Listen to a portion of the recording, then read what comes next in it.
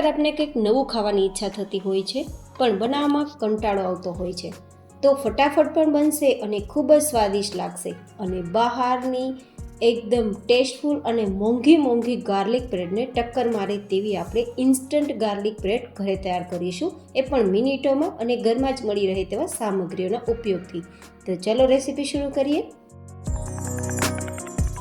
તો જેમના માટે આપણે ગાર્લિક બટર તૈયાર કરીશું. તો ગાર્લિક બટર તૈયાર કરવા માટે મેં અહીંયા રેડીમેડ જે સોલ્ટેડ બટર આવે છે ને તેની એક જે 100 ગ્રામમાં મળે છે તે ક્યુબ લીધું છે. તો અહીંયા તમે ઘરનું બટર યુઝ કરી શકો છો અને અનસોલ્ટેડ બટર હોય તે પણ યુઝ કરી શકો છો. હવે આ બટરમાં ઓલરેડી સોલ્ટ છે, તો બીજા એક્સ્ટ્રા મસાલા માટે માત્ર આપણે 1/4 ટીસ્પૂન જેટલું નમક ઉમેરીશું. જો તમારા બટરમાં નમક ના હોય તો તમારે અડધીથી પોણી ચમચી જેટલું નમક ઉમેરવાનું રહેશે. તો હવે આપણે અહીંયા ગાર્લિક બ્રેડ તૈયાર કરીએ છીએ, તો ઓફકોર્સ ગાર્લિકનો ઉપયોગ કરીશું.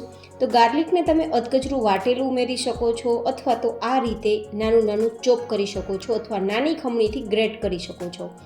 આ મેં નાની ખમણીથી ગ્રેટ એટલા માટે કર્યું છે કે થોડા ચોપ કરેલા જે ગાર્લિકના ટુકડા હોય તે બ્રેડ ઉપર સ્પ્રેડ થતાં તેનો ટેસ્ટ પણ સારો આવશે અને એકદમ સરસ લુક પણ આવશે અને ફ્લેવર પણ આવશે. તો બસ એટલા માટે આ રીતે મેં 10-12 કળી જેટલી ગાર્લિકને ગ્રેટ કરેલું છે. અને હવે ઓરેગાનો યુઝ કરીશું, 1 થી 1.5 નાની ચમચી જેટલો. આ બધી સામગ્રીઓ લગભગ તમને નાની મોટી પ્રોવિઝન સ્ટોરમાં મળી રહે તેવા જ ઉપયોગથી કરેલું છે આજની વેરાયટી તૈયાર. અને હવે 2 ચમચી જેટલા આપણે ચીલી ફ્લેક્સ ઉમેરીશું. આ ચીલી ફ્લેક્સ બીજું કંઈ નથી, સૂકા લાલ મરચાં હોય તેને અધકચરા વાટેલા છે. જોકે રેડીમેડ પણ તમે મેળવી શકો છો અને ઘરે પણ તૈયાર કરી શકો છો. એપ્રોક્સિમેટલી 2 ચમચી જેટલા છે.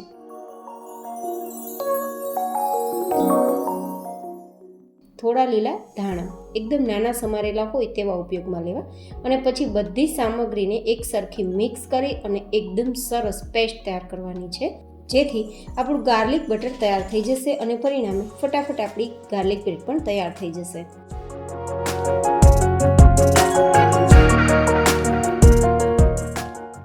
તો છે ને એકદમ એટ્રેક્ટિવ લુક સાથે આપણું ગાર્લિક બટર રેડી. તો હવે આપણે ઇન્સ્ટન્ટ ગાર્લિક બ્રેડ તૈયાર કરવા માટે મેં અહીંયા રેડીમેડ બ્રેડ લીધી છે અને તેમાં આ રીતે આપણે જે તૈયાર કરેલું ગાર્લિક બટર છે તે સ્પ્રેડ કરી દેવાનું છે. અને આ રીતે સ્પ્રેડ કર્યા બાદ હવે તમે અહીંયા ચોઈસ પ્રમાણે મનપસંદ વેજીસ, જેમ કે તમે અહીંયા બેબી કોર્ન છે, કેપ્સિકમ છે, ઓલિવ છે, જેલેપિનો છે, આ બધું જ તમે લગાવી શકો છો. જો કે વેજીટેબલ્સ ઉમેરવા ઓપ્શનલ છે. અને બીજું કાંઈ ના હોય તો માત્ર આપણે ચીઝ લગાવી શકીએ છીએ. અહીંયા તમે ચીઝ સ્પ્રેડ છે, પ્રોસેસ છે, મોઝરેલા છે, કોઈ પણ ચીઝનો ઉપયોગ કરી શકો છો.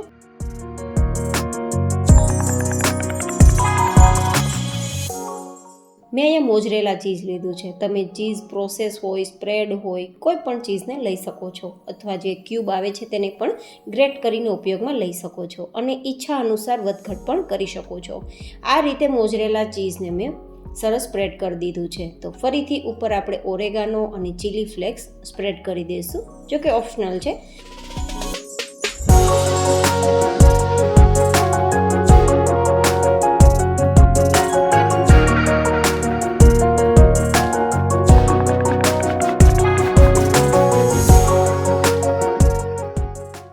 હવે આપણે શેકવા માટે ઓવનનો ઉપયોગ પણ કરી શકીએ છીએ, માઇક્રોવેવનો ઉપયોગ પણ કરી શકીએ છીએ અને આ રીતે કાંઈ ના હોય તો તવા પર પણ આપણે શેકી શકીએ છીએ.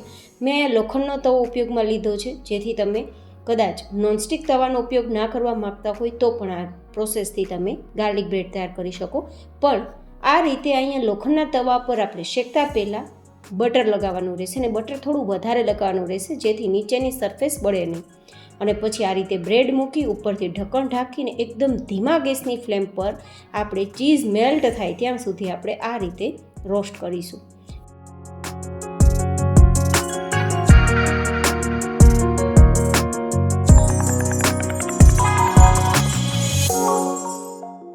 મેં તમને પ્રોસેસ બતાવી છે કે કઈ રીતે ચીઝ છે તે આપણું મેલ્ટ થઈ રહ્યું છે.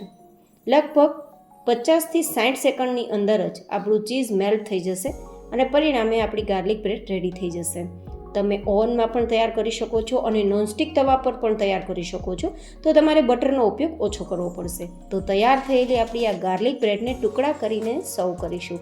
તો કેવી લાગી તમને ઇન્સ્ટન્ટ ગાર્લિક બ્રેડની રેસિપી? તમારા ફીડબેક મને જરૂર શેર કરજો. ફરી મળીશું એક નવી જ ઇન્ટરેસ્ટિંગ એન્ડ હેલ્ધી રેસિપી સાથે. ત્યાં સુધી stay healthy, stay happy, take care.